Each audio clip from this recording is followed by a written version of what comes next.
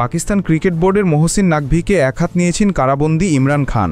পাকিস্তানের বিশ্বকাপজয়ী অধিনায়ক মনে করেন, পাক সেনাবাহিনীর প্রধান আসিম মুনির যেভাবে পাকিস্তানকে ধ্বংস করছেন, সেভাবে ক্রিকেটকে শেষ করে দিচ্ছেন নাকভি। পাকিস্তানের সাবেক প্রধানমন্ত্রী ইমরানের এই মন্তব্য ছড়িয়ে পড়েছে সামাজিক যোগাযোগ মাধ্যমে। এশিয়া কাপ শেষ হয়ে গেলেও ট্রফি দেওয়া হয়নি চ্যাম্পিয়ন ভারতকে। এই নিয়ে বিতর্ক অব্যাহত। এতে প্রচণ্ড ক্ষুব্ধ ইমরান খান। জেলে বসে তিনি বলেছেন, নাকভি ক্রিকেটকে সেভাবেই ধ্বংস করছে যেভাবে মুনির পাকিস্তানকে করেছে।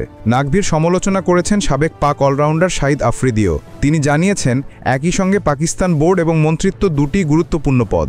দুটি কাজেই অনেক সময় ও দীর্ঘ পর্যবেক্ষণ প্রয়োজন হয়, তাই যে কোনো একটি পদ থেকে তার সরে দাঁড়ানো উচিত।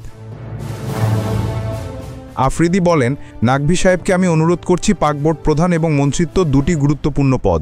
দুটি কাজেই অনেক সময় ও দীর্ঘ পর্যবেক্ষণ প্রয়োজন হয়, তাই যে কোনো একটি পদ থেকে তার সরে দাঁড়ানো উচিত।